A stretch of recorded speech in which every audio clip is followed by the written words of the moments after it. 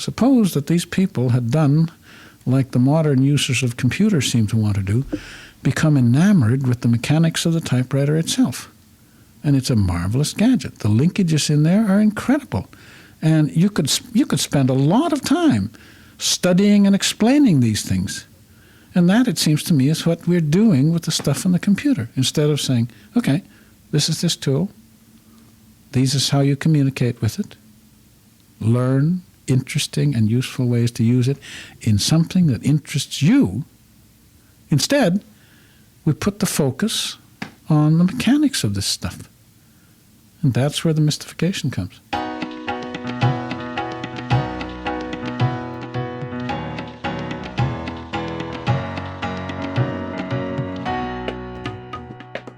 Welcome to the Arraycast.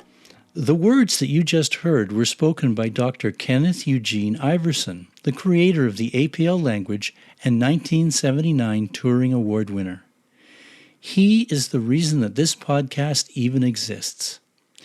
In the next hour and 50 minutes, you will hear a conversation recorded in 1982 between Dr. Iverson and Whitney Smith, a freelance journalist. Whitney was collecting interviews about Dr. Iverson's employer, IP Sharp & Associates, to be aired on the national CBC radio program Ideas. These audio files are being heard for the first time publicly in over 40 years, and we're grateful to Whitney for providing our audience access to them. The following recording has some starts and stops, as it is being captured with the sole purpose of later being edited. I've made the decision to keep these glitches intact, as I think that it shows how Dr. Iverson so easily accommodated the needs of the radio medium, even though, as you will hear shortly, he had just been woken from his afternoon nap. As I assembled this episode, I found myself envious of Whitney's opportunity to speak with Dr. Iverson, but also grateful that these thoughts were recorded for posterity. I hope that you enjoyed this episode as much as I enjoyed putting it together. I think he just woke up. Hello. Hello, you again. Do you want to start from over again? We want to stage this. I just woke you up. I'm sorry. No, I wasn't sleeping. I wouldn't have minded it. Yeah. Let's try this. Whitney, this is Ken Iverson. Ken, Whitney Smith from the CBC. Hi. Hi, Ken. Hi, how are you? Nice to see you, I guess. Yeah. Can I come in and talk to you Sure. in your office here? Sure thing. Oh, yes. Well, I worked for 20 years at IBM, and I found it a very good company to work for with a great deal of freedom. Now, my experience is probably not typical, though, because first of all, I was fortunate enough to be looking for a job at the time when there was, in the late 50s, early 60s, when there was a great deal of interest in research and a great deal of money and a lot of willingness to put money into new and rather unusual things. And then after about 10 years, I was made an IBM Fellow, which is a position that was created specifically to give people a lot of freedom to work. So although my experience is not typical, but I must say it was a very nice place to work. Now, perhaps the most significant difference as far as I'm concerned with this company, apart from it being smaller and being a very, I was going to say loosely run, but that's not the word for it. It's,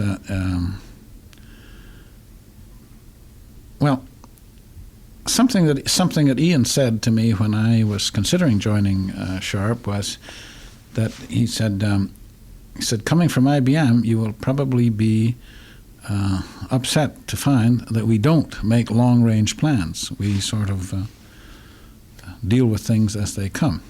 Well, to me, that sounded perfectly fine because that's the way I have always worked, although IBM doesn't necessarily.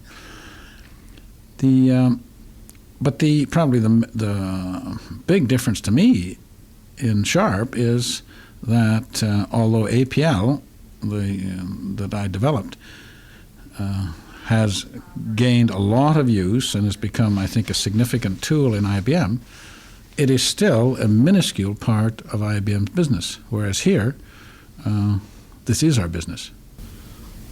Okay, what about other Okay, tell me the story about Ian Sharp. Oh, this is a Parker Fuller. Obviously, one of the differences in this company and IBM is that your relationship with the president and who the president is different than. Yes. Well, this of course is a story that's secondhand, so I can't really vouch for it. But I was told that some years ago that Ian Sharp was sitting around the London office after hours, about 6 o'clock, talking with one or two people, and the phone rang, and it was some customer who had run into some trouble in his programming and desperately needed some advice, which Ian was able to give him. And this man was so grateful, particularly since it was after hours, that he said how grateful he was, and said, "May I have your name?" And he said, "Yes, it's Ian Sharp." The man at the other end of the phone apparently thought this was just a nice joke. He happened to have the same name as the company, so he said, "It must be pretty nice to work for a company with the same name." And this would be a marvelous opportunity to really flatten him by saying, "Yes, I'm the president." Instead, Ian said, "Yes, I suppose it is," and hung up.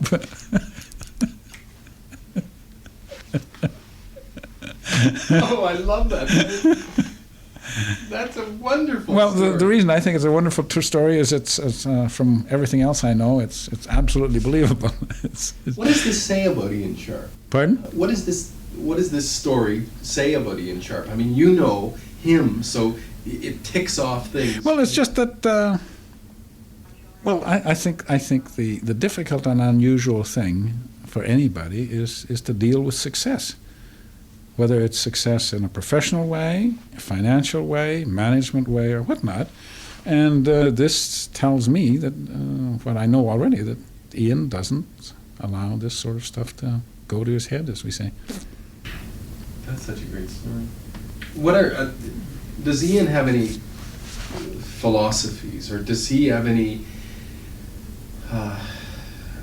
platitudes or maxims that he quotes or that he likes to talk about? Well, I can't really think of any. It just seems to me the main thing is he has a practical sense and is not baffled by a lot of talk. And if he has any maxims, it tends to be things that are slightly ironic and negative. For example, his background was in operations research. He was one of the early people in operations research, which came to be called management science. So he knows what this stuff is, but he also likes to speak of management science fiction, and which I think reflects the correct thing that those techniques were very much overblown and oversold, at least for a period.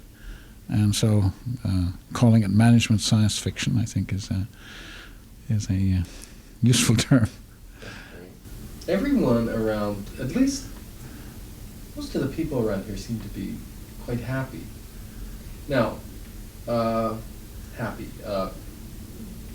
fulfilled is a better word, let's say, with this place. Maybe that's not true, but that's the impression I get. Maybe it's because they're paid well enough or something like that, but they seem to be fulfilled. Why do you think that is? Or what I meant to say is that much different than some place like IBM that's run well? I mean, are people fulfilled? Well, again, all of my professional life since I became interested in mathematical work and computers I've really just been with three institutions: with teaching at Harvard, and then for 20 years with IBM, and now with Sharp. So I don't know really how to compare this. The other thing is that in my work at IBM also, I was in the research division. And there, the general feeling is that, yes, people are fulfilled because they are mostly able to do what they are personally interested in. And this seems to be the case here, although this is far from being a research organization. It's too small a company to afford long-range research, really. And I think that that's the astonishing thing, is it's a service organization, and yet it seems to be able to attract people who are who like to work relatively independently. Perhaps one comment my son made on this. He's worked for the company, I think, for about 15 years, much longer than I have. And one comment he made years ago, after I had visited here and been rather astonished by how free things were run, and I asked him, how is it possible to run a company with more or less people working on what they want to, more or less? And he said he thought that people selected themselves, that he had seen many people come and might be perfectly good people, but were not of the sort that were sort of self-starters and figure out for themselves what they want to make of this job, and that after a year or so they would become so frustrated with, in effect, waiting for somebody to tell them what to do, that they would find something else. So that in a sense, as I suspect is true of any organization, it tends to select the people that fit into their way of doing things. How do you feel about being in a company where APL is being developed and is a product? Is it not a kind of product or? Well, I'm not sure that's the right way to say it as a product. It's really the tool. It's a product in the sense that we make on this floor we may essentially make a tool for use by our people, by our clients, to develop the systems that they need. So it's a product in a sort of an indirect sense, I suppose. And how does it feel to be working for such a company? Yeah, well, being the inventor of. Well, it's great. As I said earlier, that working with IBM, even though it had some impact on IBM, it was so far from so tiny compared to the overall business that it wasn't significant. And here, it's quite different. And also, I just feel that here is the place where I am going to have the most influence on the continuing development of the language that I could expect to find any place. And that's a very nice feeling. I mean, who are you? Where do you? All right. Well, I was raised on a farm in Alberta. We were about 15 miles from the nearest town. I went to a one-room school. I think I got a remarkably good education there. Partly because there was just one teacher, and one of the things that happens in such a situation is that the older children have to help the younger children. And I believe more and more that the best way of learning something is to be put in a position where you have to also teach it. Now, since I assume that you can edit this as you want, let me make an aside on this, which I think is a very amusing story. Are you planning to talk to Lib Gibson? Yeah. Well, maybe I should let her tell the story, but on the other hand, maybe you should know about it. Yeah. Okay. When Lib was hired into Sharp in the early days when they were just really getting started in marketing APL, and so first she was told to, given a manual and told to learn APL. And so when Ian Sharp came in, she said, asked her how she was getting along. She said, "Fine, but is there a course available in APL shortly?" He says, "Yes, there's one starting next Monday." She said, "Oh, that is great. I want to take that." He said, "You'll be giving it."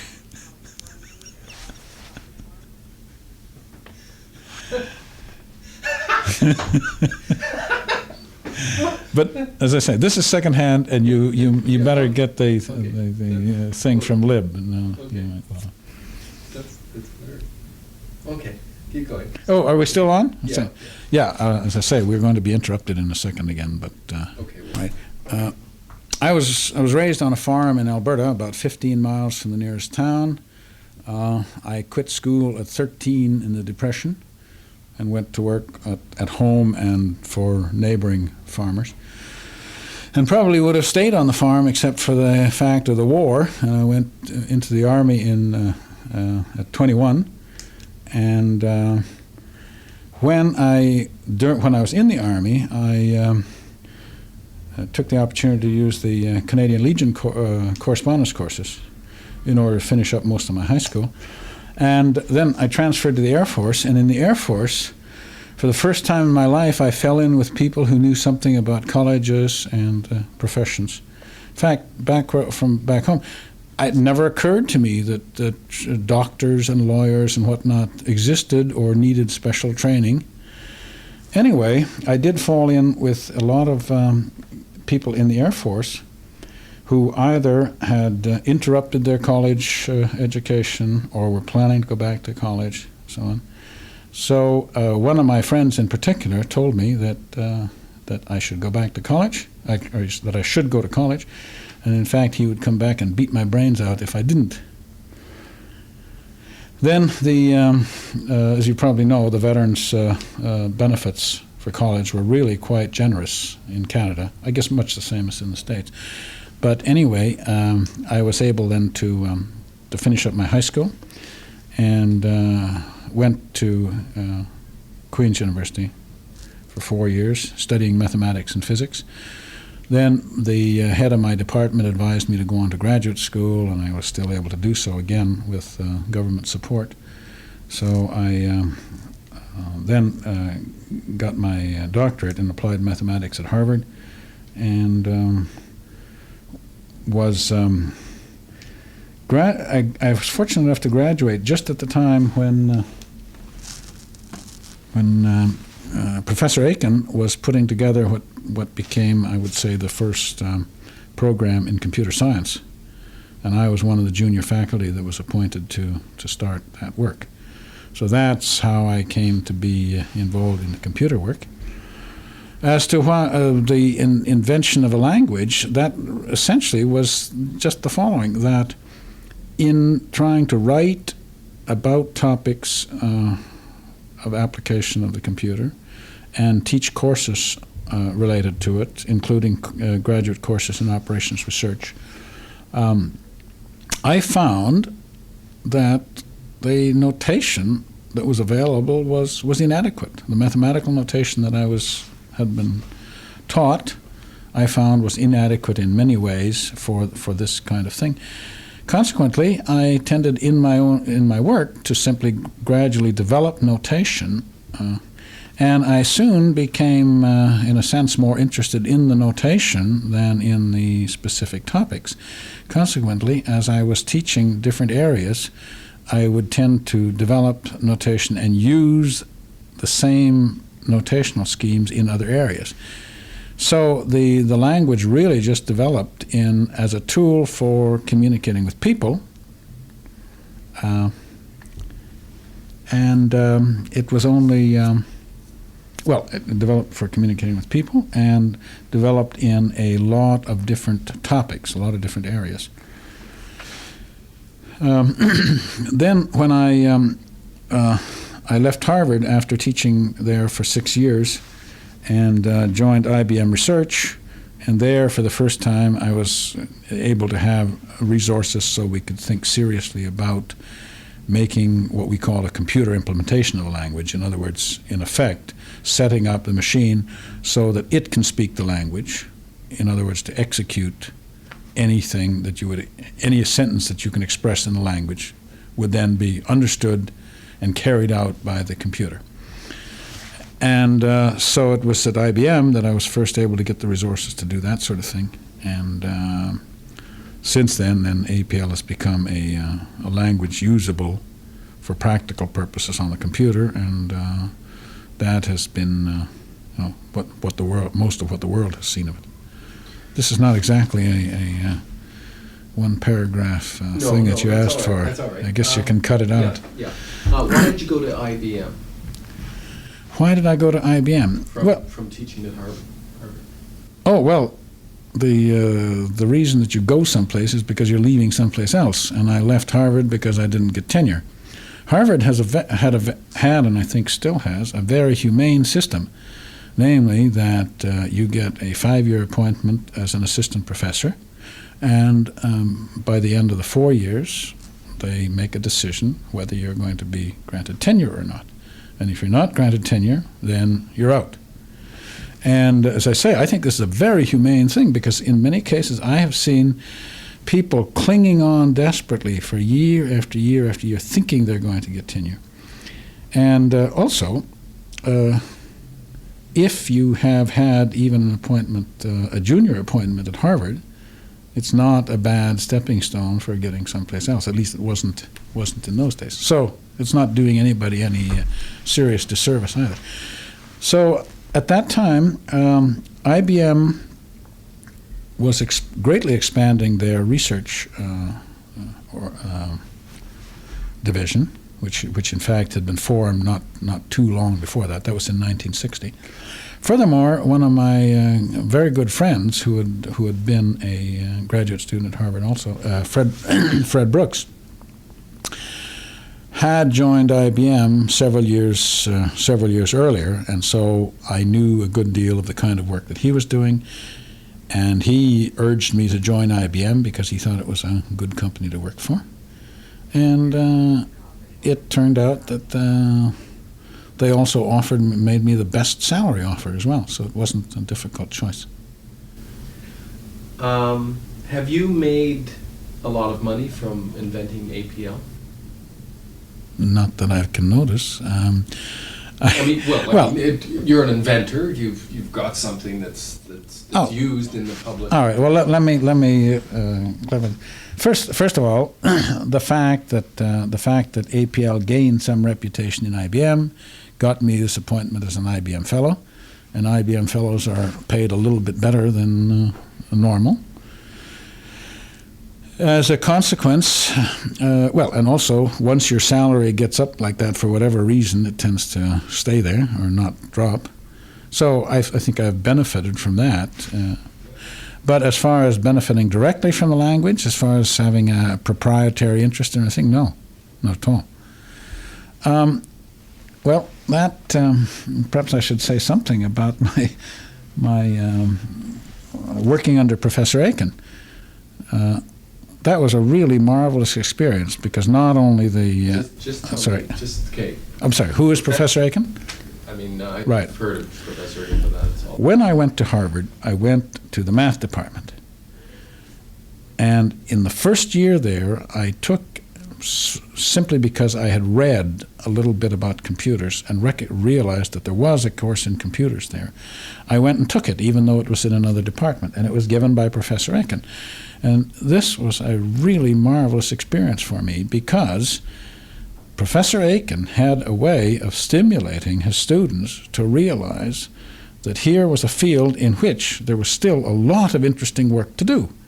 And he was constantly talking about unsolved problems, things that were left to do. And it was a real exhilarating experience, because in mathematics, typically, you get the impression that everything was done at least 200 years ago, and all you need to do is to get the stuff packed into your head. So, consequently, I was very much attracted to this, and I then transferred from the math department into this department in which this work was being carried out, and thereafter then studied under Aiken. I did my thesis work under Aiken. But apart from the teaching about computers and mathematics, he also was a very practical man with a lot of good ideas about how you get things done. And I could give you a lot of quotes of that kind, but one of the things that's pertinent here was the fact that he said, don't ever get involved in patents or litigation over your work. And then he went on to give examples of colleagues of his who had, they were usually people in an academic position, a professor or something like that, and they have some invention, some computer or something like that, and the first thing that they try to do then is to form a company to exploit it. And then, maybe that's what they wanted to do, but it certainly did not allow them to continue to do real professional work. And he gave example after example. And, of course, there are a lot of examples of this, too. The man who invented FM, Major Armstrong. If you've ever read that story, it's pathetic. And the really pathetic thing is this. I don't think there was any indication that he was suffering. He was living comfortably and all that. But he developed this obsession with this was his property, and he was going to exploit it. So I have, partly perhaps largely from Aiken's influence, I've always felt that, far from charging for it, I would like to pay people to take the ideas, rather. And Armstrong finally committed suicide. It's sad. And it's, so I think... But wasn't it after he actually heard that he got the money? I don't remember. I think it was something I think like he had that. won some. He had just won the recognition. He'd won the litigation, and he received a certain amount of money, and then he did it like 2 hours later. Anyway. Yeah. Well, it's there's only a certain amount that you can do in your life, and if your purpose is to make money, I assume you can do that. But I think this other is much more interesting. Yeah, well, you've got enough money too. Well, I get along. Oh no, never as much as you want. Oh, no, the things you've always got, offspring and relatives and whatnot that you could do something for if you had more money. But money has never gotten in the way. Not really. Not really. Well, that's what he was saying. He was a smart man. That's good. Okay, so where do you want to start?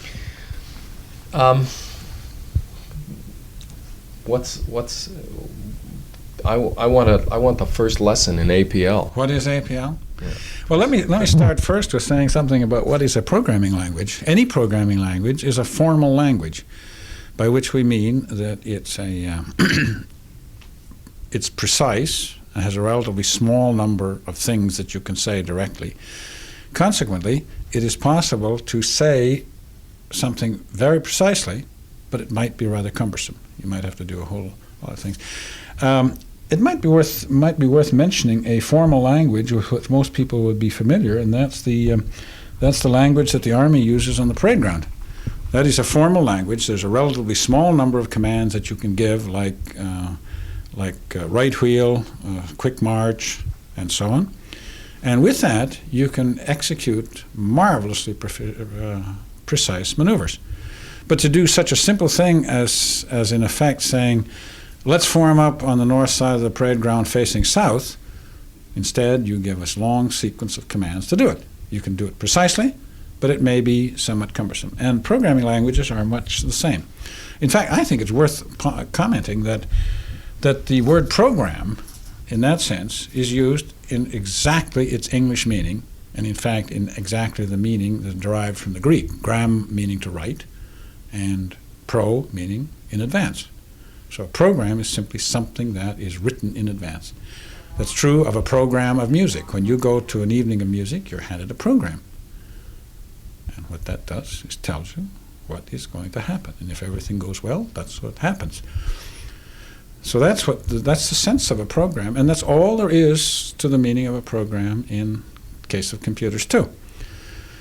Now, the way that APL differs from most programming language, I think most significantly, is based on the motivation for its development.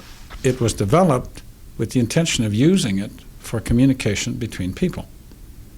So that I was not interested at all in the limitations of the early computers, of the limitations of the characters that would print.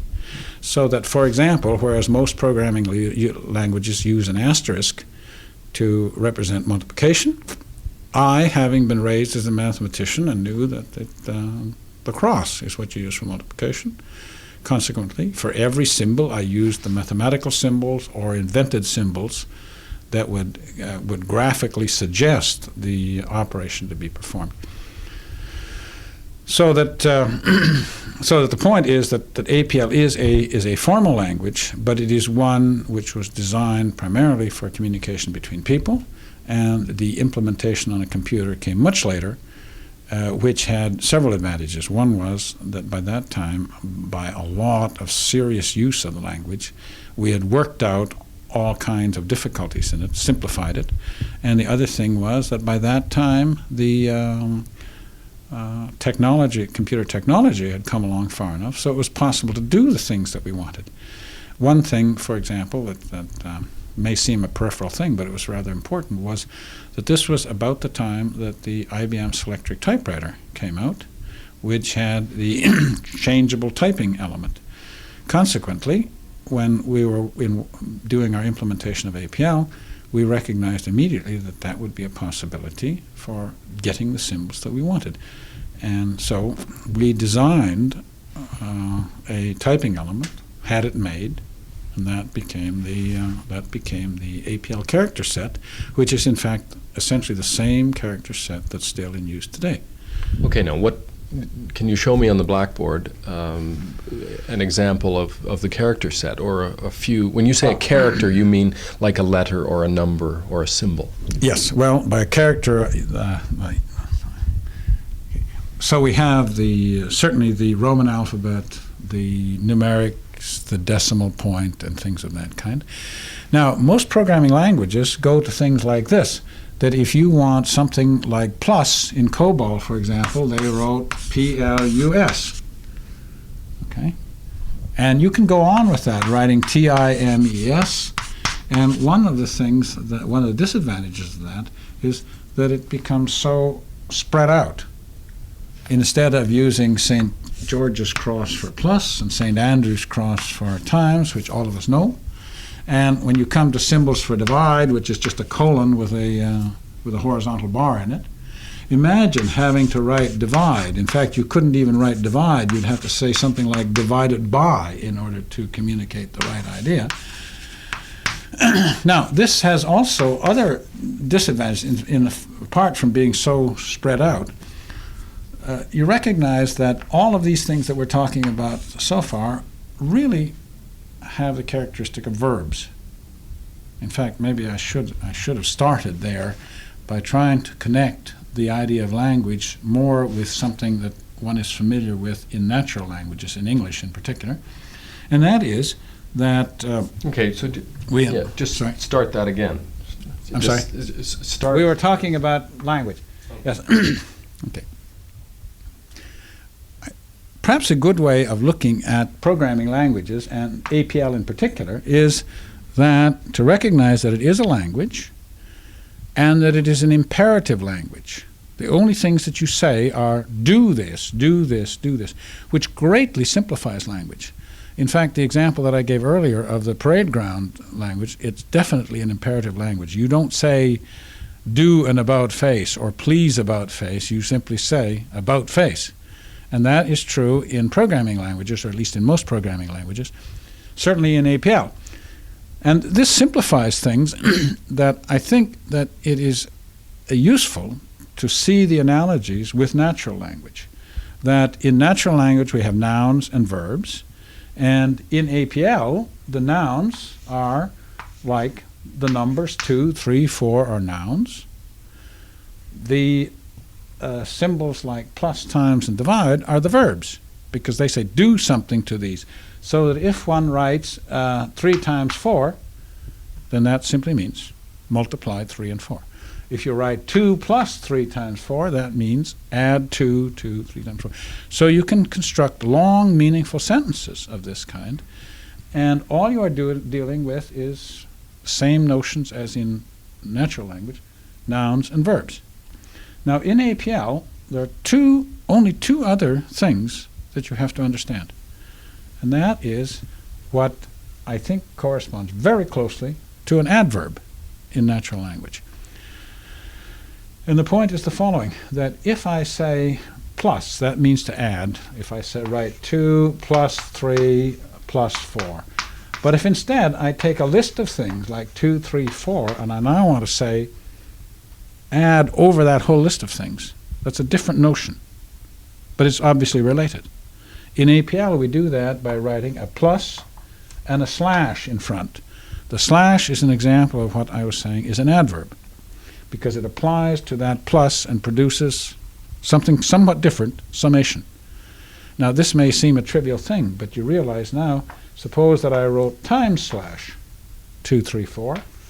You would not even have to be told what that means. It means to apply the times in the same way as you did the plus, by in effect putting it between each of these. And in that sense, this slash, which we call reduction, is an adverb. And the advantage of that, which you do not see in any other programming language, to my knowledge, is exactly the kind of advantage that we get in English.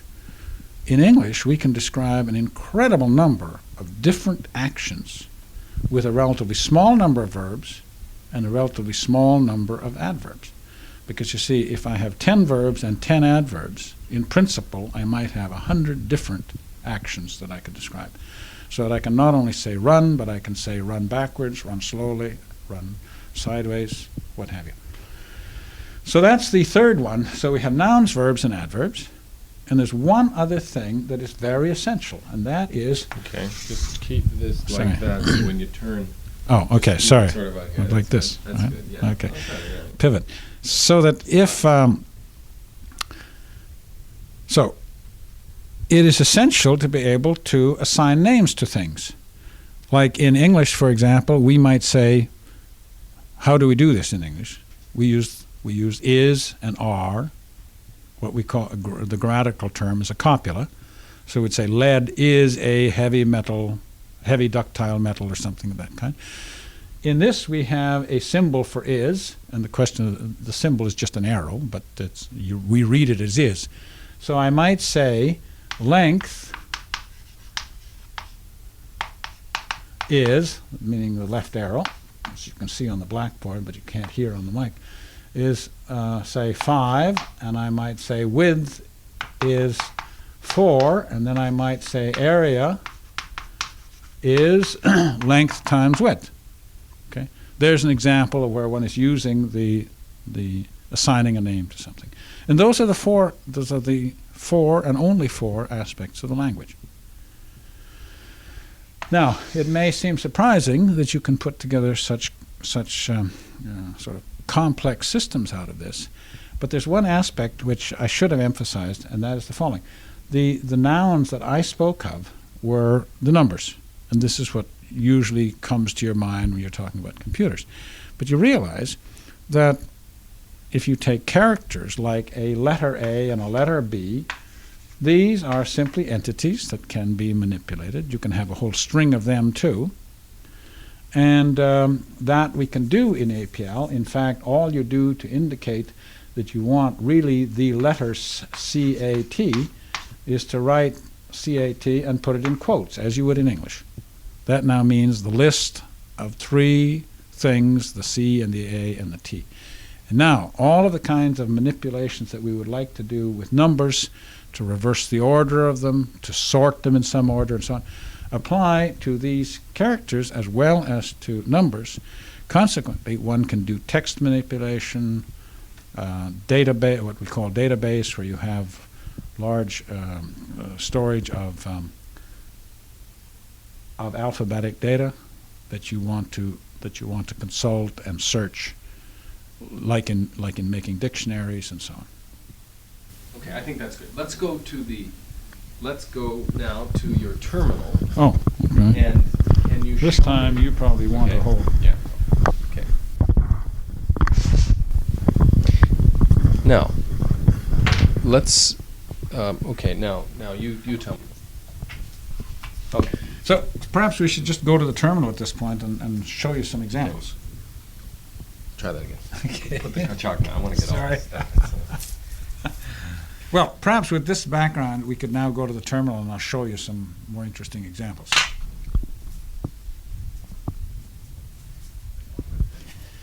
All right, now this is an old-style terminal. It's a printing terminal, and so it sounds and looks just like a typewriter. It's not what most people use these days. I still find it the most convenient, although I use the others as well, primarily because a lot of the work that I do, I want to be able to actually have it printed, rip it off, lay it on my desk, and pore over it and modify it and so on. And to do the equivalent thing with the screens, the cathode ray tube screens, I don't find anywhere near as convenient. I realize that with practice one can sort of adapt to either one. But anyway, I still use this noisy old terminal and relatively slow.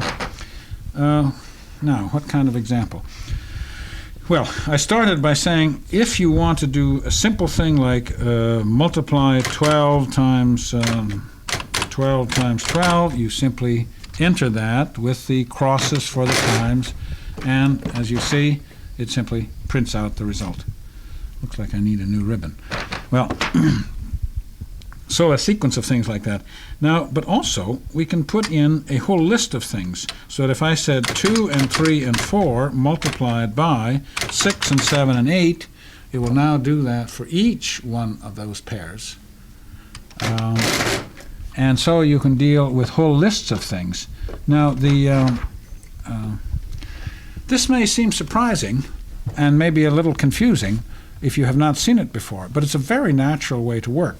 The idea of dealing with whole lists of things and saying, apply this to each one of these. For example, if you're doing a payroll, you want to do essentially the same calculation for each one of the people. Not only lists, but tables, and we can handle tables just as easily. I could enter a whole table of things and just say this table times that table, and it does the whole thing. Or I can have lists of tables or tables of tables. These are notions which, unfortunately, in mathematics, we tend to use rather frightening and formidable terms. For example, what I call a list is usually called a vector in mathematics, enough to frighten anybody. Many of these terms were, I think, very badly chosen. The name for a table is a matrix. The name for a list of tables might be called a tensor or a three-dimensional array, and so on. But the ideas are very simple and very accessible to anybody. And these apply not only to numbers, but also to characters, as I said. So that, for example, if I say that ALPH, which is my abbreviation for alphabet, is, and then put in quotes, there's the quote, A, B, C, D, E, F, G, H, I, J, K, that's enough for the alphabet.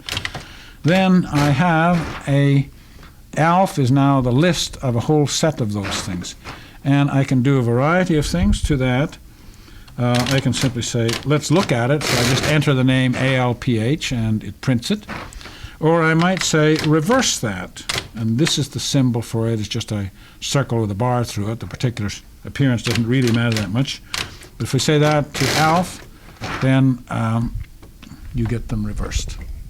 In fact, it's very easy to explain what a palindrome is. So I'll say P is, and then in quotes, I will put in a word like level that is a palindrome, runs the same backwards as forwards. And now, if I say reverse P, instead of getting an entirely different thing as I did in the case of reversing the alphabet, I come out with the same word. And this is what we mean by palindrome. And there are a lot of things that one can do, or patterns of that kind, that you can express very nicely in the language and actually, see them happen. It's really marvelous to be able to explore ideas like this so easily and precisely. And you can do, fairly elaborate examples that you wouldn't have the patience to do by hand. Can you give me another example? Well, a more practical sort of thing is the use that is made of, not necessarily of APL, but it could be done in APL too, and I don't know to what extent it is at the moment, of doing things like the work that's necessary in the compilation of dictionaries. My favorite dictionary, for example, which I know of as the American Heritage, but it's also available as the Canadian, what's it called? Anyway, it's Houghton Mifflin Dictionary. And that was compiled by use of computers. And in fact, there's a nice essay in the book describing how the computers were used in it.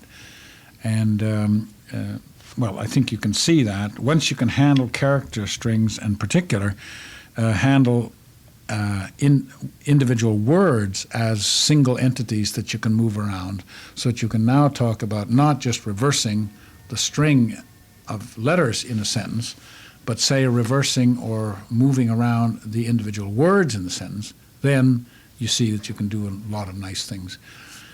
Searching for particular words, searching for particular patterns of words. Well, let me try one further example of that. Suppose that I do the following and I say, let's say S for sentence is, and I put in quotes, now is the time. Now is the time for, and an ending quote. Okay, now if we look at that, one of the things that we can ask for is what is the shape of that? That is, how many things are there in that list? And it says there are 19. Now, there's another very simple thing that I can do to apply to that list, to turn it into a list of a smaller number of words. And the exact details don't really matter, but let me call it W is. And now I enter a... well, you can count the characters by listening. -2. And now I apply that to an S with a space put at the end of it, which is indicate what it is that delimits the words, because that's how we delimit words in an English sentence, is with spaces. Now, if I have done that correctly, and you look at this thing, it looks exactly the same. But now, if I look at how many elements are there in that, it tells me there are only 5. There are 5 words in that thing. Furthermore, if I now say reverse that, well, if I say, first of all, I'm going to say reverse that S. And that just puts the character string backwards, so instead of now is the time for, it starts out ROFEMIT and so on. Whereas if I reverse this thing where I had collected them into words, I now have 4 times the is now. In other words, it's reversed the whole words. So, well, as you can see from they're very simple. There are symbols for each of these sort of significant operations that one might want to do on a list of things or on a table of things. Saying reverse a list of things, or in the case of a table, you can say reverse the order of the rows, reverse the order of the columns, interchange the rows and columns, and select pieces out of it as you want. So you can see, I think you can see or imagine the kinds of things that you can do to text with fairly reasonable amount of effort. Okay, here's let's think of a 3-word sentence that we can play around with and we can mix. Could we do this if we take something like God is love? All right, so you want to say, let's call, now I'll simply use the same name S for that because we don't need that old one anymore. Okay. Now, what is it you want to do? You want to... I want to make a poem out of Are those the 3 mixed, words, yeah, or of those letters? Just a well. All right. Let's make it a. Let's convert it into equivalent words then.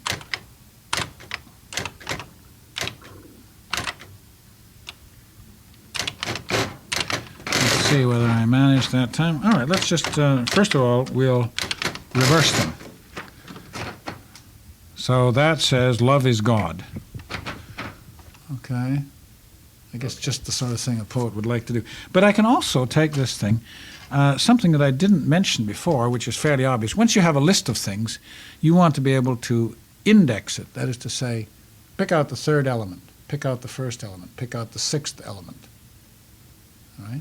Or pick out a whole set of things. So that, for example, I might say, well, what's a good thing to do with this? All right, let's just say, from that word, that sentence of the 3 words, God is love, I'm going to say, pick from that the 1st element and the 2nd element and the 1st element. And now we get another variation of that, but that says God is God. Now that may or may not mean anything. Is that what you call a bug? No, that's not a bug. I chose to do that. I said I want 1, 2, and 1. Okay, in any language you can say stupid things very easily, but maybe it's not so stupid. I don't know. Okay, you could say love is love. You could say any kind of variety of that. Right. Yes. And of course, when you get tables of these things, you can say, take the entire column, take the entire row, take this collection of rows, this collection of columns. You can really do marvelous things. And for example, you can put together sort of things with business reports, which really amount to this. Often what they are is simply a table of numbers, but now you have to add to that table of numbers row headings, column headings, and so on, in order to make clear what the significance of the entries are. And you can really do a lot of marvelous things of that kind. I see. And incidentally, you see, graphics too, being able to display pictures of things, falls in the same category. It's just a matter that you can think of a whole screen as a collection of dots, as it really is.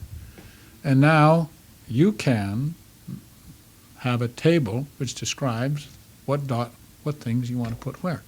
And these can be individual characters like we're doing, but they could have just as easily have been special characters, smiling faces, the card suits, clubs, diamonds, hearts, spades, all kinds of symbols like that. And all you have to do is to have them available on your terminal device, and then you manipulate them like you manipulate letters or numbers. There's really less to this than meets the eye. That's great. Is there any other thing that comes to that we can describe here? Well, the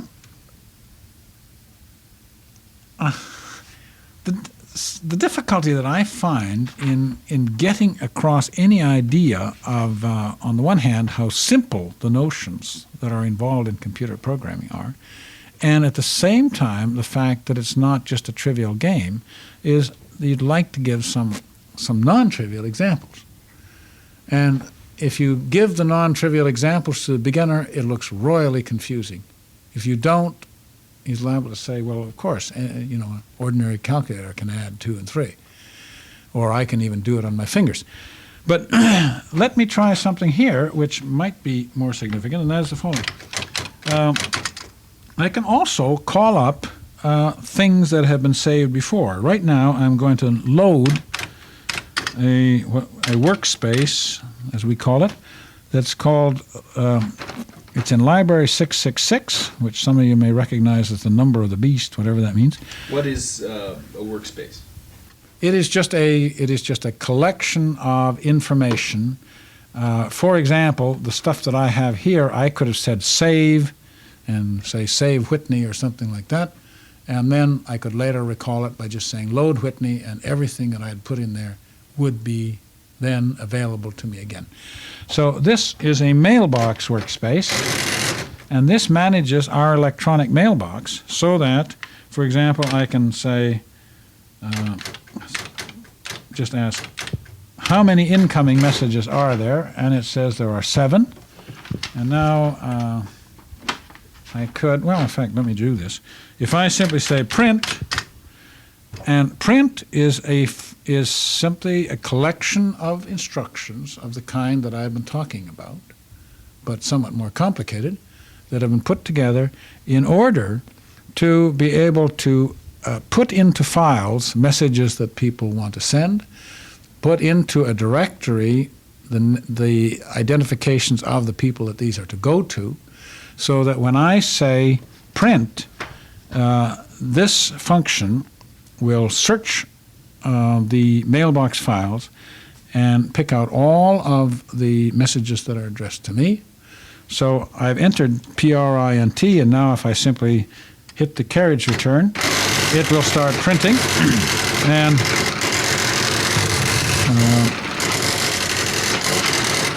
okay, so here is this first one is interesting. Is a message that's addressed to me, but copying somebody else who You want to continue to talk over this or not? Okay. It's addressed to me, but it's also copied to somebody else who needs to have the information as well. And this is just a message about a brochure for a book that I'm just finishing writing now, and this is just a communication with the publisher.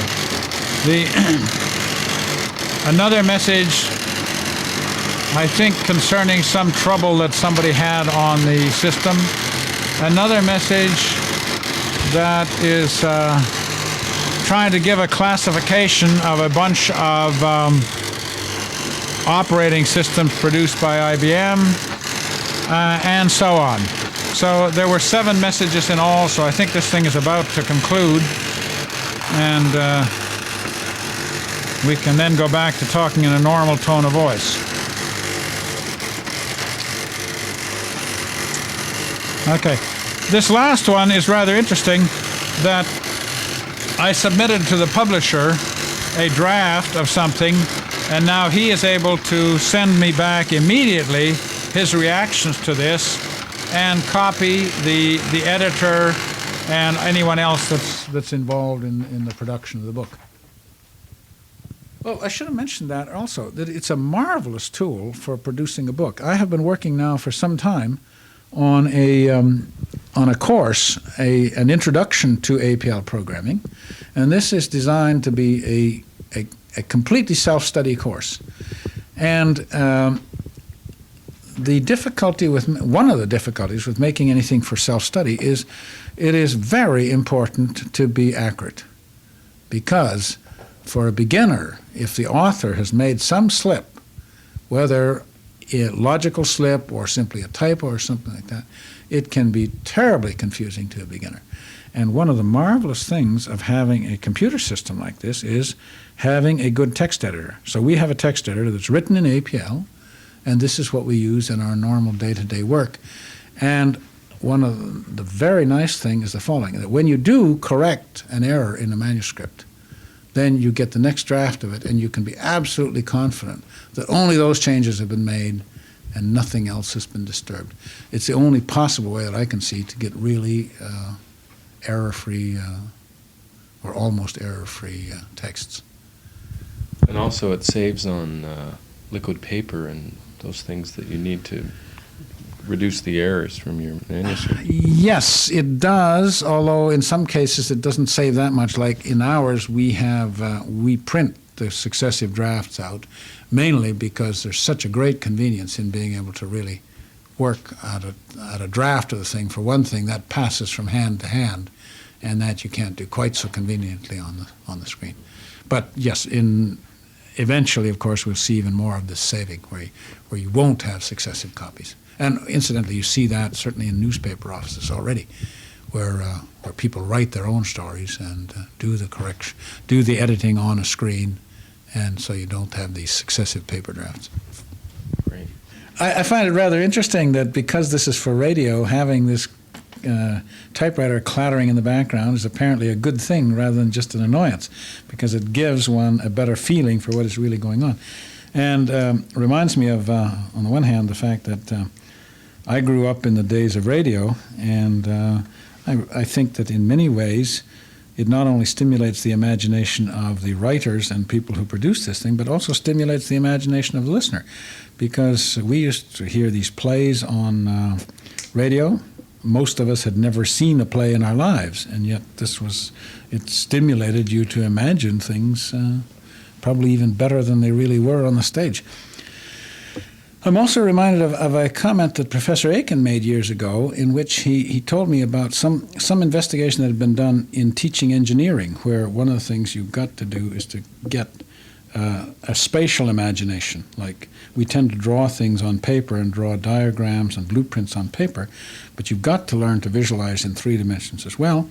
And there apparently have been a lot of work done on techniques, and this was pre-TV, for mechanical devices for helping to visualize this, the kind of things that we now see in every computer store with the marvelous 3-dimensional displays that you can give. And his feeling about this was that this, in fact, although it could be useful in many ways, could also do a disservice in that one of the things that you've got to develop is the student's ability to represent this for himself and to represent it for others. In other words, developing the ability to make three-dimensional sketches. And that is the sort of thing I think is bound to be lost as we get more and more powerful mechanical devices for doing all of this graphics for us. It's an idea, sort of, that will be lost in much the same way as ideas like counterclockwise will no longer mean anything after everybody has all digital watches. Now, I'm interested in the mystification of computers. I mean, that is one of the... Okay. All right, so you want to say something you first? just Okay. Well, this question about a fear of computers and sort of a mystique of computers as being something very difficult and very alien to the ordinary person, I think it's just a complete misconception. And I think that there's a reasonable analogy to this that comes because the fault is that we emphasize so much the mechanics behind it that have nothing to do, really, with the question of using it.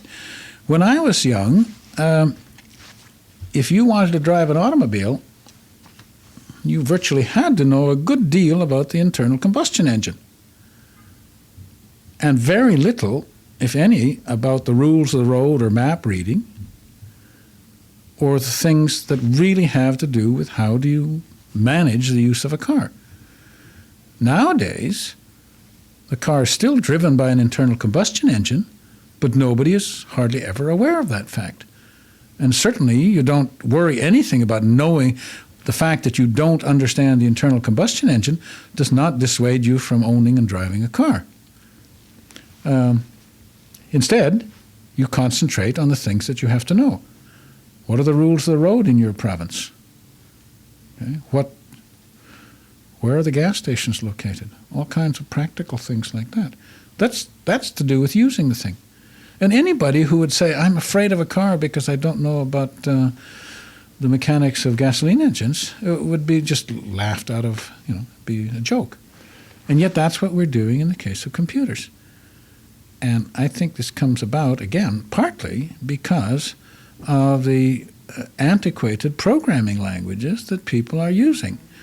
That these languages reflect so much of the limitations of the early machines that obviously people are going to get the impression that this is very complicated, because it is. But the fundamental ideas are no more complicated than what I described in you can describe it in fairly few sentences. I was almost feeling that I was alone in the world in feeling this way about this nonsense about computers, and I was greatly heartened recently when somebody pointed out to me an article in Harper's, which was a report of an interview with Professor Weizenbaum, who is a computer scientist at MIT. And Professor Weizenbaum is very outspoken about this, and I'd like to just read a little bit of this. This was an interview with Nouvelle Observateur, and the interviewer said, "Computers are arriving everywhere, in offices, in schools, in the homes. Shouldn't this delight you?" Joseph Weizenbaum: "I am not a computer salesman. All I can hope is that the technology I helped to develop will be used well, but it isn't, far from it. What do you have in mind?" And Weizenbaum says, the fad for home and school computers that is creating such a furor in the United States, as well as Great Britain and France, for example. A new human malady has been invented, just as the makers of patent medicines in the past invented illnesses such as tired blood in order to create a market for their products. Now it's computer illiteracy. The future, we are told, will belong to those familiar with the computer. What a joke this would be if only it didn't victimize so many innocent bystanders. And so on. And I think you might find the rest of the article interesting as well. Well, that's fabulous. That is really so interesting. Well, Weizenbaum speaks out on a lot of these things, but I sort of have a feeling I sympathize, but I also think he's sort of tilting at windmills, and it's better to just keep on doing your work and figure that sooner or later, the ideas will get across. That analogy of patent medicines. Oh yes, wonderful, because that's true. There have been all kinds of illnesses invented for exactly that purpose. Well, this idea of that we're going to have a terminal in every home and that we're going to shop with it. I think this is kind of selling the future or something like that. Well, that's probably going to come to pass, that we will have terminals and computers in use for everything. In fact, it's already happened more than people realize.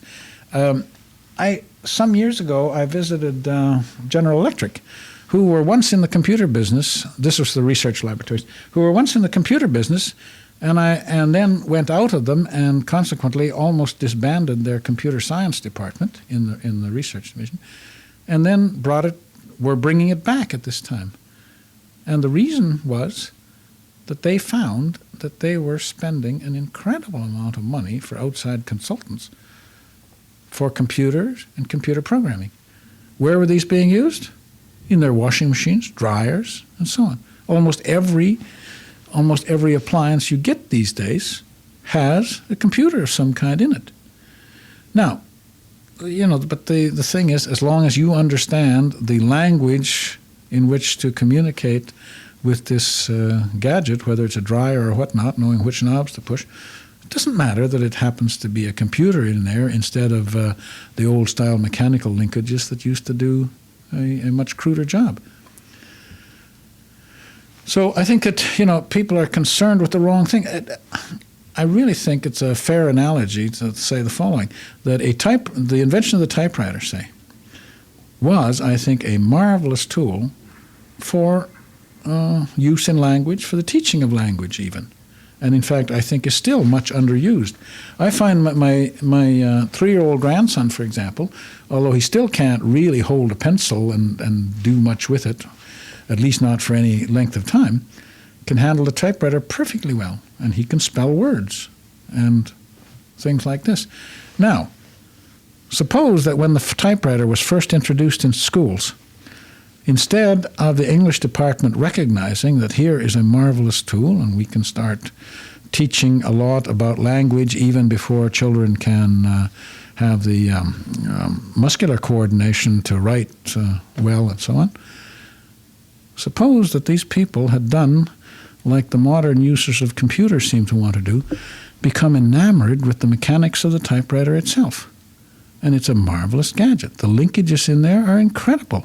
And you could spend a lot of time studying and explaining these things.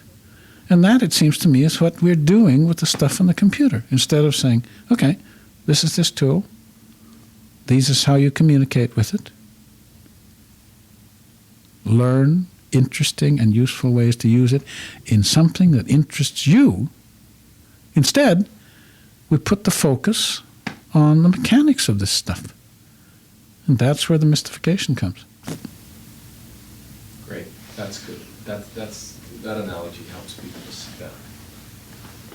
Yeah, true. And the one about the internal combustion engine, that's great. They're obvious. They're such obvious things. Yeah. But the trouble is that it's easier to get frightened of something than to stop and think about it. Yeah. Oh, say that again. What? Oh, well, yeah, I mean, all of these analogies, I think, are fair and rather obvious, that like with the internal combustion engine in the car and the typewriter and the teaching of English, they are rather obvious and I think might occur to almost anybody who take the time to think about it. But we tend to get too frightened by these ideas that we don't even give it serious thought. Right. Okay, sort of shifting around. You said something that interested me about Bernanke here, and that you said that he sometimes thought too fast. Now, I'm not interested in what personally you think, but I was interested in that, just in terms of thinking and how someone can I mean, is there anything behind that? Can we pursue that? Is there any? Well, I'll see. I'm not sure what. Have you got this thing on now? But I'm not sure what the relevance of this to the computer. Okay. Yeah, yeah. Well, there's really is an astonishing difference in the ways that people work and think, and in particular the speeds at which they do this. One of my colleagues, for example, is just much faster than I am, and when we're dealing with a problem, he will see the things much more quickly. But I think partly as a consequence, he may be also miss sometimes the deeper things, because he just is in the habit of going so quickly. And in a way, this makes it, it's a nice compliment to be able to work with somebody like that. One of the things that I think that the computer and computer programs can do for you is to help to merge this kind of operation, because although he may think quickly and I may think more slowly, we often communicate by means of programs which describe or essentially embody the ideas. And the remarkable thing about that is that it does a great deal. It does a great deal to what I like to say keeps you honest, because it's so often that one has a general idea, which may be true or almost true, and you haven't thought about the unusual cases. But if you put this into a computer program, almost certainly, very quickly, you or somebody who thinks differently than you will be using this and will stumble onto these cases and often bring out very important aspects of the problem that you wouldn't have otherwise thought of. So that the working with a computer that way, with programs that you understand, that you have perhaps developed, doing something that you are interested in, whether it's in music, literature, what have you, that it does a great deal to clarify your thinking. And that's really the fascination of it. And I think maybe that is the root of some of the comments that you're likely to hear from people around here when that they simply enjoy their work, because it's always fascinating. You were saying that working with a machine, working with computers obviously has an effect on the way you think. Can you elaborate on that? We've sort of been talking. Well, one thing that the computer will do for you is that it tends to force you to think things through more carefully and in greater detail than you otherwise would. But the other thing is, I would put it that it tends to, well, it tends to encourage you to think constructively, so that instead of giving sort of an overall conception, you never feel satisfied until you can say, well, you first do this, then this, then this, then this. Now that may seem rather pedestrian and cumbersome, but it really does a great deal to clarify your thinking. There's another sort of aspect of this which I think is, I'm not sure I know how to put it, but there is a feeling that computers and computer languages, the sort of things that you express in computer languages, is absolutely the farthest thing from poetry, and it's just sort of pedestrian. And I think that this is false in the following sense, that, well, one of the important things about mathematical notation and about mathematics, mathematical notation, and a programming language such as APL is the following: that it forces you to abstract. And let me take an example which is probably familiar to most people, and that is the idea of what we call a three-way switch. You're probably familiar with this. You may have a single light in the kitchen, but you like to be able to turn it on or off from two different doorways, and they work together jointly, and you can turn it on or off from either one. Well, you may have never thought about this, but these are very simple devices. They simply make connections of pair of wires. How is that done? What is the logic of the connections that allows you to do that? It's not quite as trivial as you might think.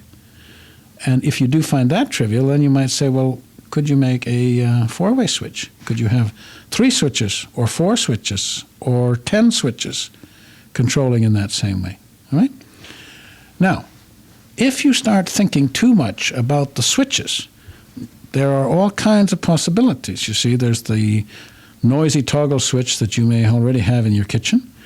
There's a silent mercury switch, which is an entirely different mechanism. There you could have a transistor, you could have a vacuum tube switch, and the computer industry has gone through a succession of different kinds of switches. But every one of them has this in common, that it simply makes a connection or doesn't. And this can be described abstractly, as George Boole did about 100 to 150 or 200 years ago, by simply saying it can be in 2 possible values, and let's just call them 0 and 1. And with that, he then developed a very simple, what we would call a calculus or little mathematics, that allows you to describe the most complicated circuits in a very nice way. And that, in fact, Boole's algebra is incorporated as a small part of APL.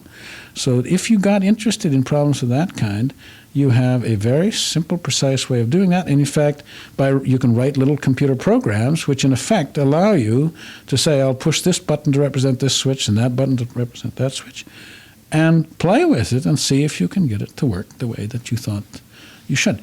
Now, the main point, what led me to this really was the idea of the abstraction, that the language gives you a tool and almost forces you to abstract the ideas, so that instead of getting yourself immersed in the details of a particular mechanics of a switch, you are able to abstract the essential notion of saying, a switch is just something that can be in one of 2 states.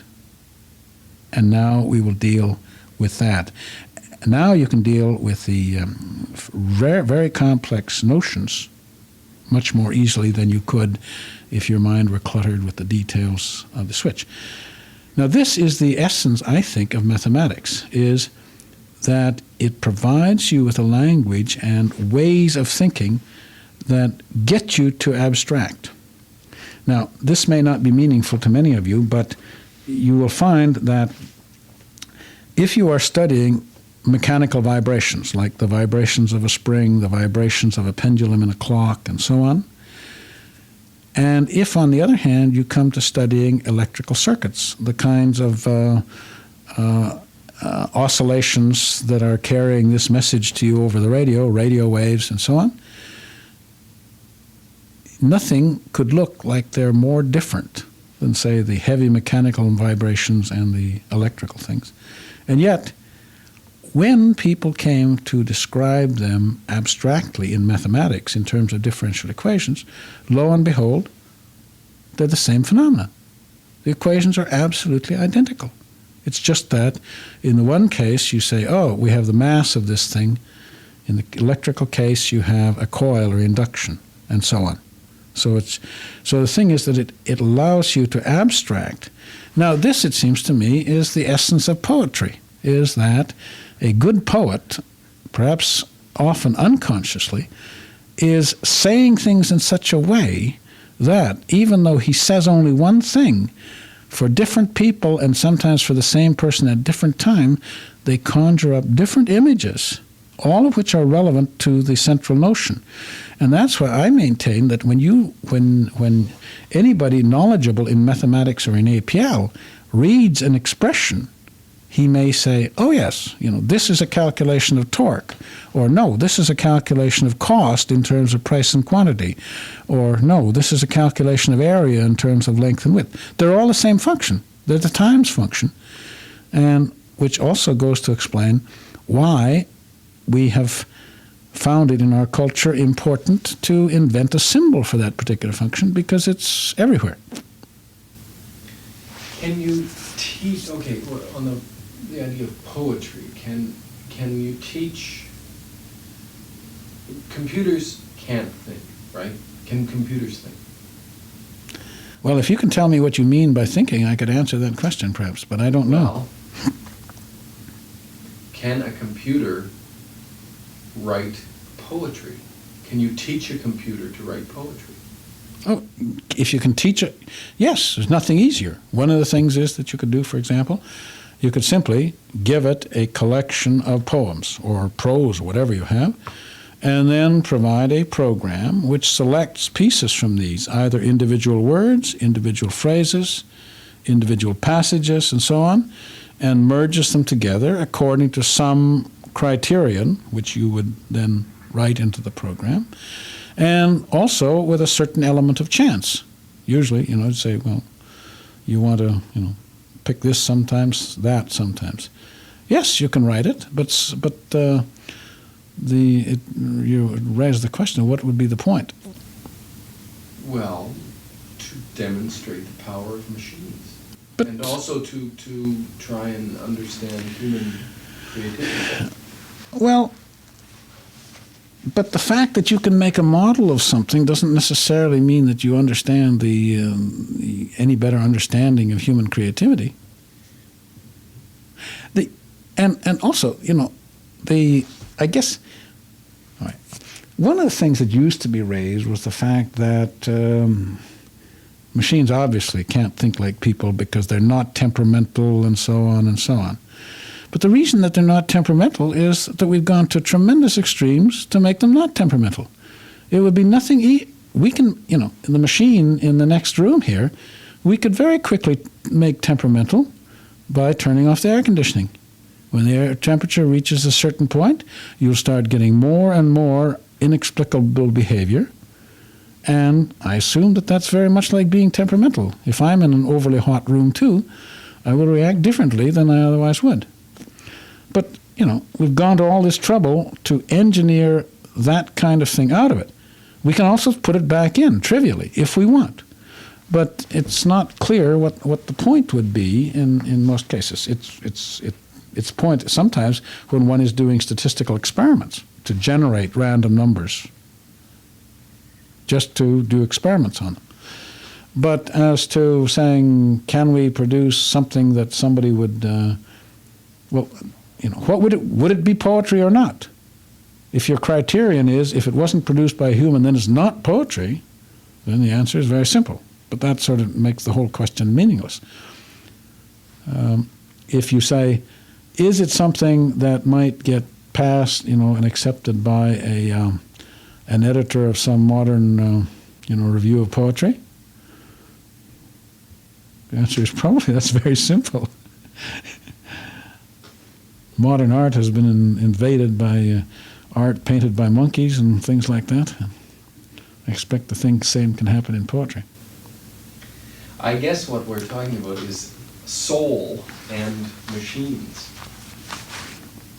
Well, if you spell that S-O-L-E, then I could go on discussing it, but otherwise I'm not quite sure I know what you mean. Well, what is it that humans have that machines don't have? Machines are learning to do almost anything, to the point that a machine can reproduce a machine, right? I mean, eventually that could happen. In a certain environment, yes. But what we have is okay. Well, I think I understand your drift, but the thing is, there's nothing new here. Is a crystal a living thing? Crystals have marvelous structure. They grow. In fact, when people try to grow them for commercial purposes, they can become invaded by diseases. Yeah. Okay? So that they get malformed crystals and so on. Well, does that have a soul? Is that a living organism? Depends on what your definition is. But you can just go by successive steps like that. That's and interestingly enough, probably most of the material, or the interesting material in the development in computers, are themselves crystals. Okay? They grow with this marvelous structure. But also, when you just think, is it thinking? Is it really human thinking, and so on? I expect that the ideas on that have changed radically from, say, even 50 years or 100 years ago. It used to be that we simply dismissed the lower animals as being something, oh, that was just, what was the word for it, that was just innate behavior or something like that. They weren't really thinking. Now, you can continue to think of it that way, but as you learn more and more about the marvelous communications devices that bees have and so on, and the marvelous social structure that a lot of animals have, and a lot of it being learned behavior that is, not passed on just through the genes, but through in fact, teaching of the young, then where do you draw the line? I don't know. And if you say that, can we make machines that would somehow simulate that behavior so that a person could not really tell the difference whether it's a living organism or a machine, I'm sure that's already possible to a large extent. And I'm not sure it matters. As I say, a crystal is not what we would call a living organism, and yet it grows and so on. And in fact, it's a large part of the machine. Well, I guess this gets into what you were saying before, where there are certain principles which can't be explained that get into theology. No, I shouldn't connect those. I shouldn't connect it. It's not. Go ahead. Well, it reminds me of something. It may have been a conversation that we had before, but and I think relates to this question of the mystification. If you think at an appropriate level, then you can understand devices like. Even though you know nothing about the gasoline engine, you understand the automobile in the sense that you know how to control it very well, you know exactly how to take care of it and all that sort of thing. And as long as you recognize that that is understanding on one level, and you're content with that, that's fine. If then at some other point you decide that you'd like to know more about the detailed mechanics of the transmission or of the motor or so on, you can then go down and think about that. But what you must be careful not to do is to confuse yourself as to thinking that if I don't know about the motors and so on, I don't understand the automobile. Because once you get down to understanding what you think you understand about the automobile, then you say, well, but I still don't understand how that gasoline burns. How does the combustion take place? Now you're into chemistry. And so on down, and as you go into it, you learn more and more about chemistry, and then you find you've got to learn about quantum mechanics, and so on and so on. The same is true in computers. At one level, you can understand perfectly how you can control this machine to do what you want. And we've been totally ignorant of the next level of what are the details of the programs that other people have provided to make this machine look the way it does to you. And you go down level after level after level, eventually getting to electric circuits, say to quantum theory. And I like to simply say that the only man who has the last word absolutely is the theologian. Just continue on that for a moment. I mean, that's great, but I'm... Well, is that, I know, is that... Well, no, I thought that was the end. That was the end. That is the end, but that's great. I'm hungry for it. Yeah. That's what you said. Yeah. What baffles me is what is your conception of science or a scientist then? Because that's the way we work. I mean, anybody who has the idea that science is strictly deductive, and you say you start with these premises and then you therefore and therefore, there's a certain amount of aspect to that, but mostly it's. In fact, you don't really know where your ideas are coming from. Did you ever see this marvelous little book by Lewis Thomas? You probably know who he is, a biologist. I recommend it very highly. It's called Lives of a Cell. He's a biologist, but he's really speculating, philosophizing, and Let me think. All right. It's this idea about, how do we think? Where do these ideas come from? Well, one thing that he does is give a lot of analogies about how ideas spread through conferences and so on. But the one that I was reminded of was the following. He pointed out that nowadays they've discovered that you can do marvelous things to control certain functions of the body that are really normally at a subconscious level and can't be controlled. They're just controlled by the, what do they call it? The autonomous system that controls your heartbeat and all this sort of thing. And they have found that they can do marvelous things. He cites a case where he said that a person was able to be taught to teach himself to increase the circulation in his left earlobe more than in his right. Okay? Well, the thing is, you try to think about these things. Some people can wiggle their ears. I can, because I got interested in that when I was a kid. And, it's not a very useful accomplishment, but it's interesting the fact that these are things that have simply atrophied, but you can train yourself to do a lot of them. But Lewis cites some very fantastic things that they can do. But then his comment on this is the following. He says, I'm not sure I want to do any of these things. He said,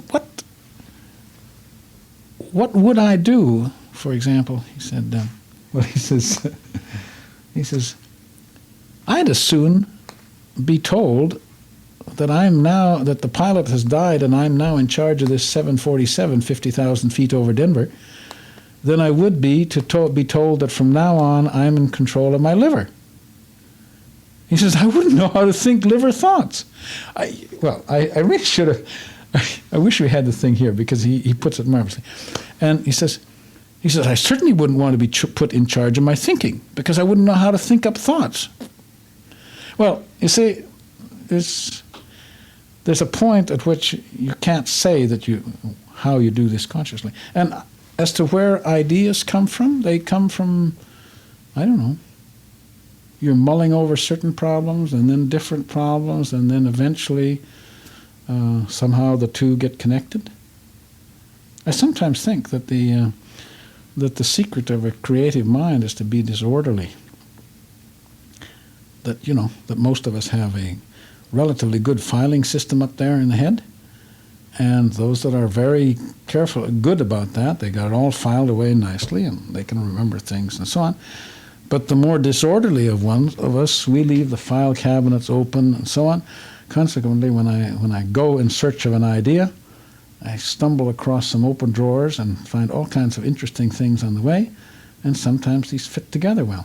It's a sort of silly speculation, I think. I'm not sure we should drag that into any discussion of formal languages. Formal language, though, if you can just Sorry. go back a bit. Sorry, yes. Yeah, this is great. I mean, this is. I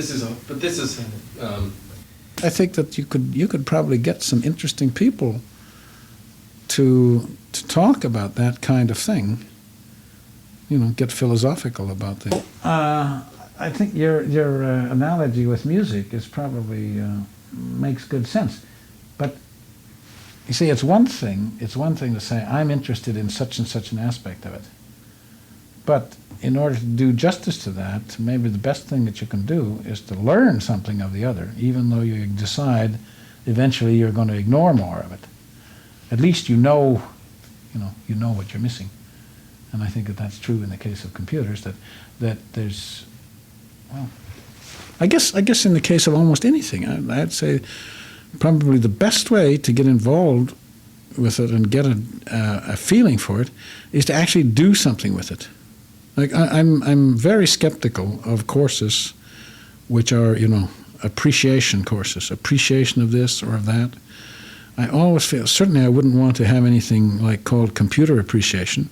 I think it would do a person much more good to simply learn how do you really do this, even in fairly simple ways, than to have people talk about the wonderful things that computers can do. Get in there and get your hands dirty. one of the things I wouldn't mind commenting on, and that is the question of the use of APL in teaching.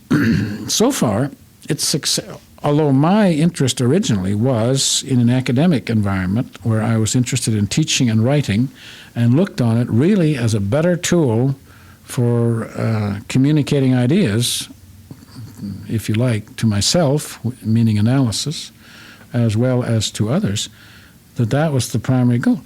Where APL has enjoyed its success has not been there, although to a certain extent, but really not, but rather in the commercial world. You know, it's companies like Sharp that are exploiting it and developing it. And I'm continually frustrated at the fact that the academics seem unable in charge to see the advantages of this sort of thing, of precise language and the ability to use the computer to do non-trivial experimentation in all kinds of areas.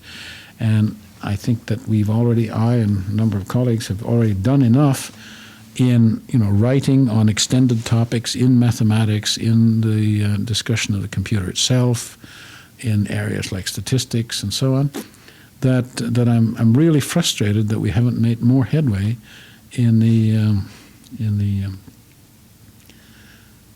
teaching.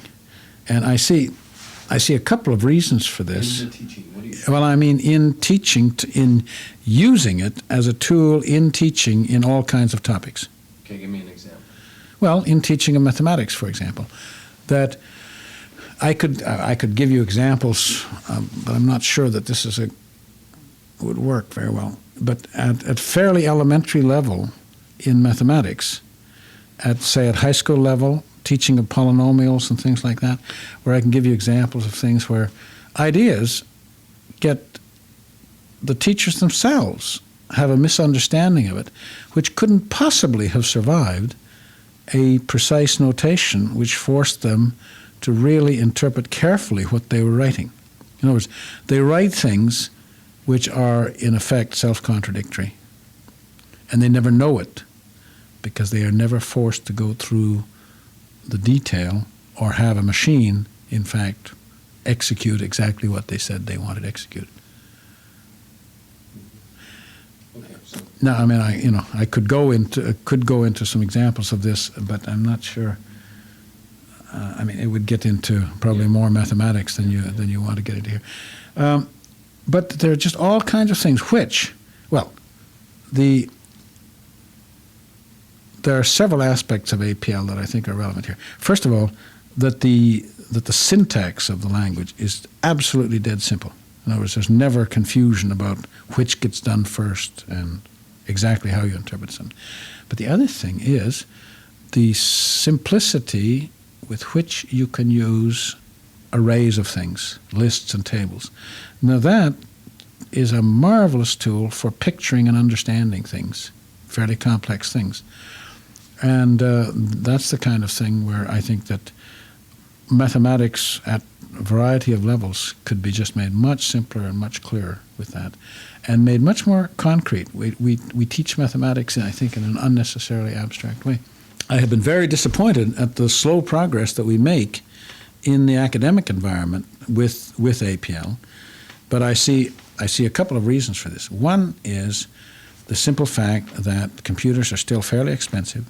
In the past, APL, or at least good APL, has been usually available only on large computers, and therefore only from a central supplier, tends to be relatively expensive.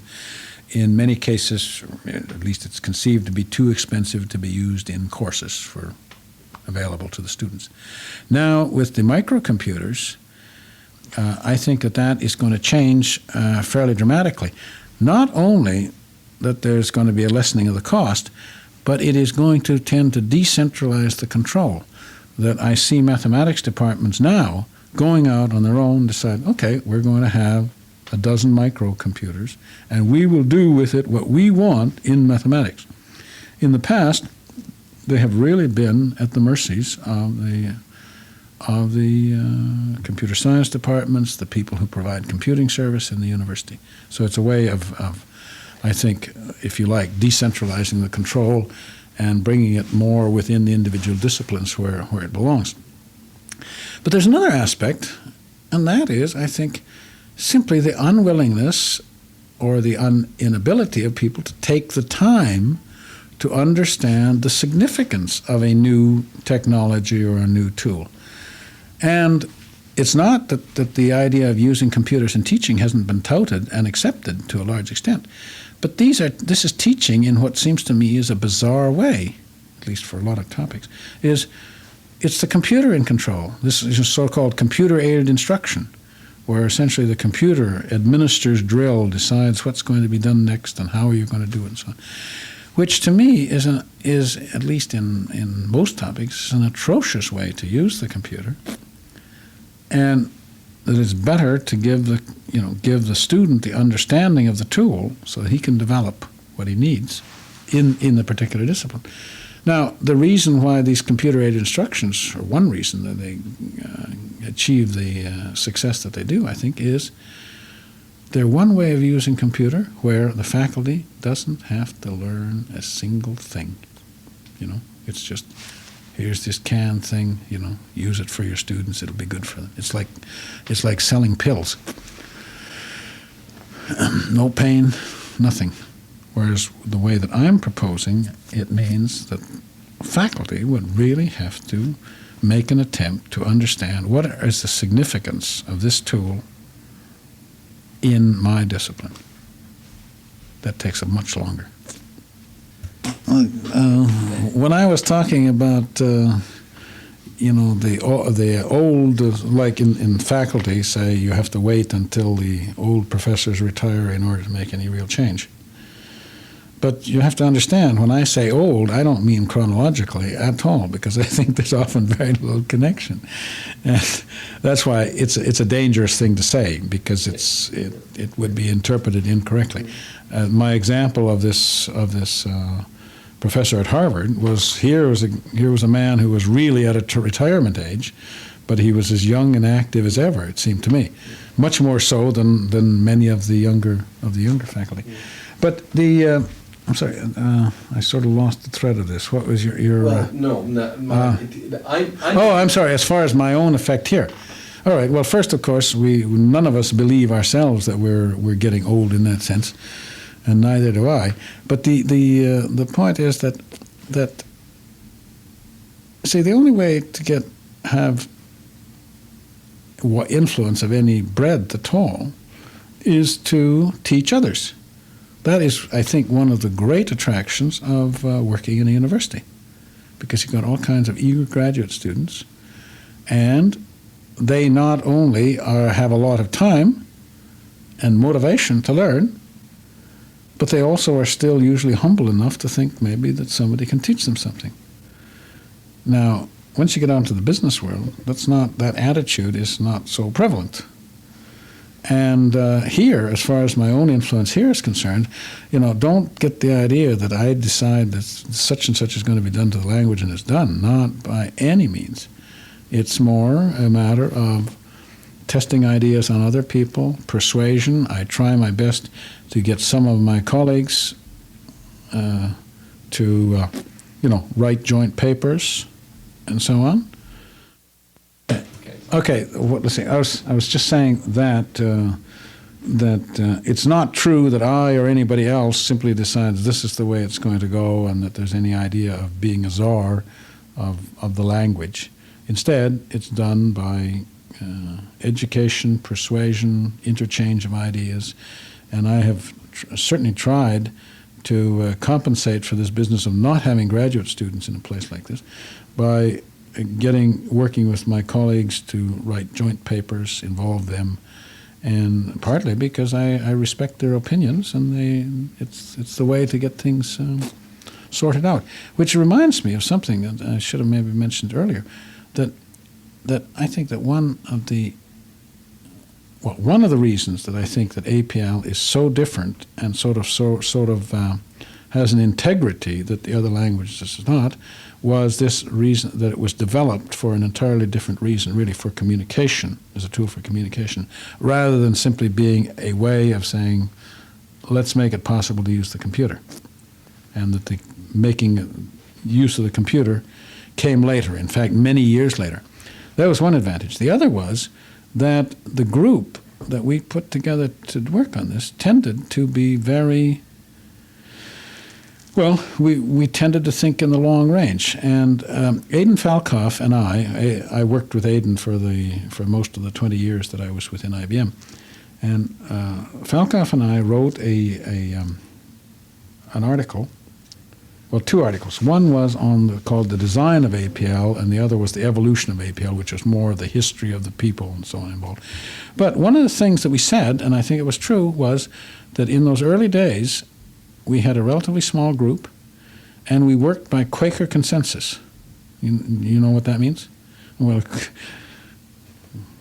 my understanding of the Quakers is that if there is a single dissenting voice, they don't take action. They don't take action until they have agreed.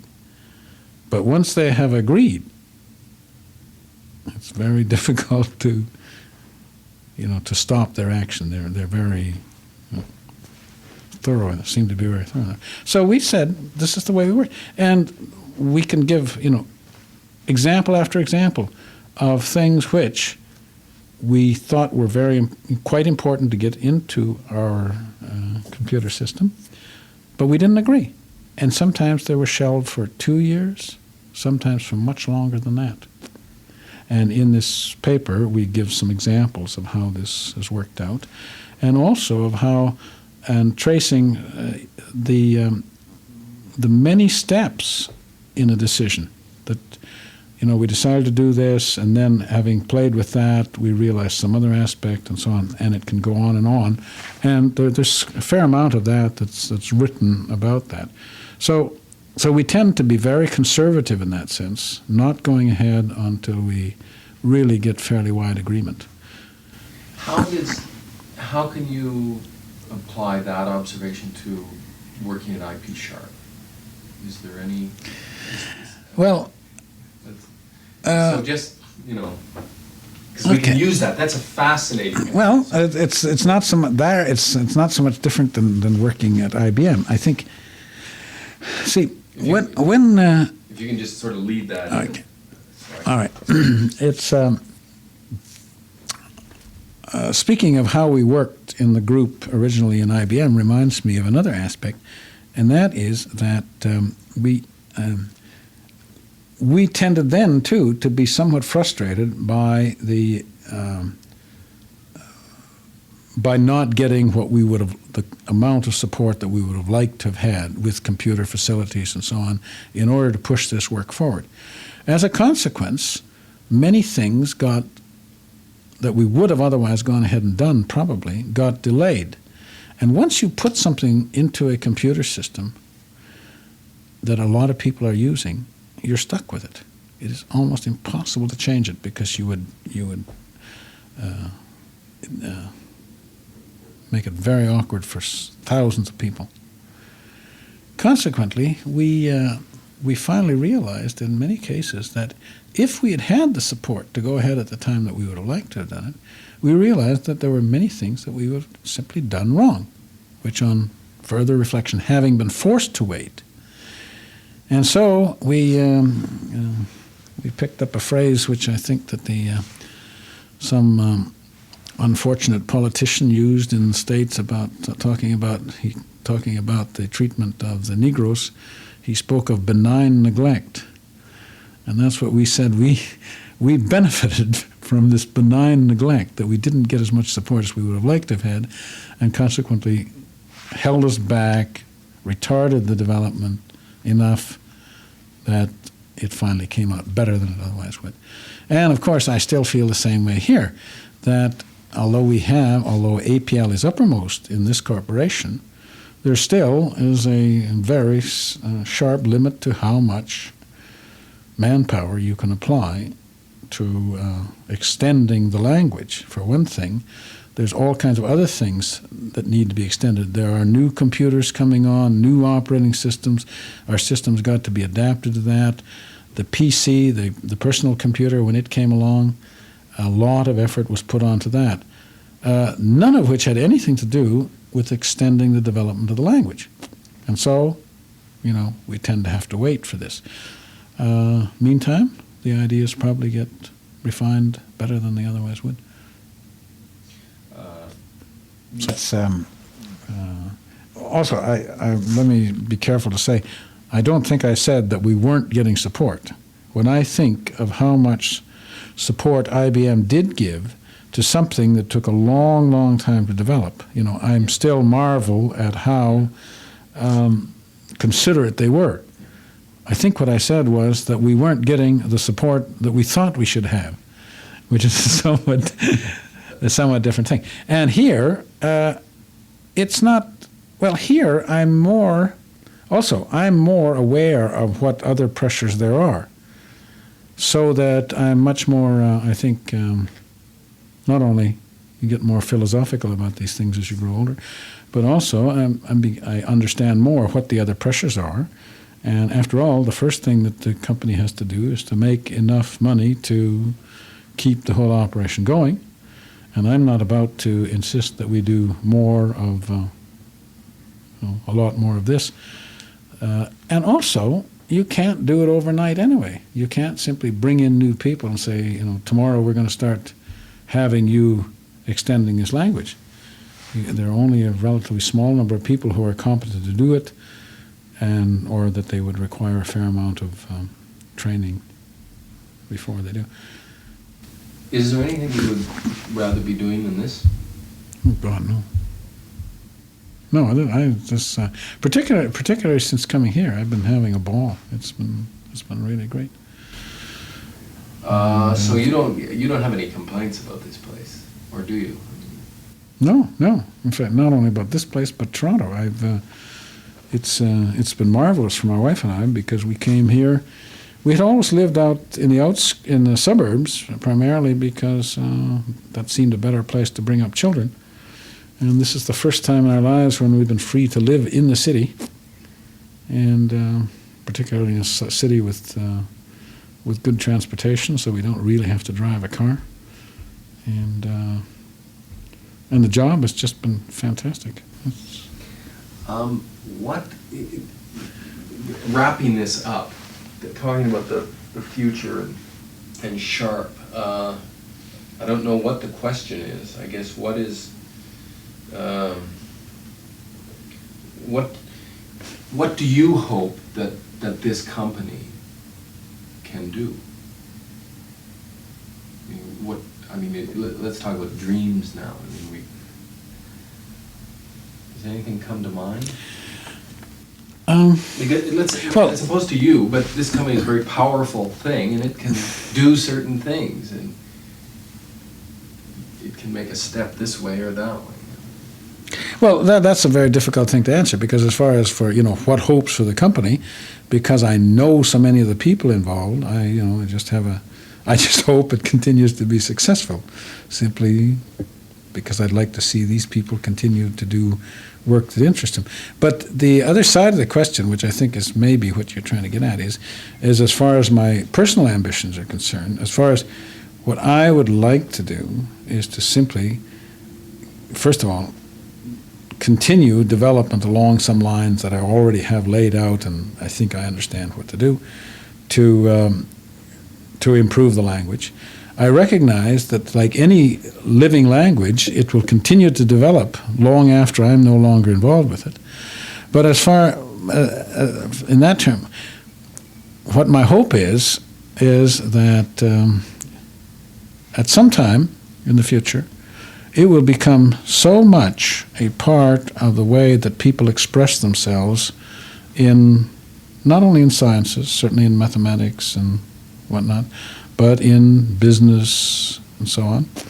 It'll be so much a part of the way that people express themselves that it'll no longer even be called APL. It simply won't have a name, any more than mathematical notation has a name. So I'd like to think of it as becoming part of the English language. I hope that you enjoyed that episode, and it gives you a little deeper insight into the man who created the APL language. I want to thank Whitney Smith for providing us with this audio, and to Bob Bernecki, who made us aware of its existence. If you would like to leave comments or questions for us, you can email us at contact@arraycast.com. On the next episode of Arraycast, we will return to our usual panel format. In the meantime, I'm Bob Terrio saying, happy array programming.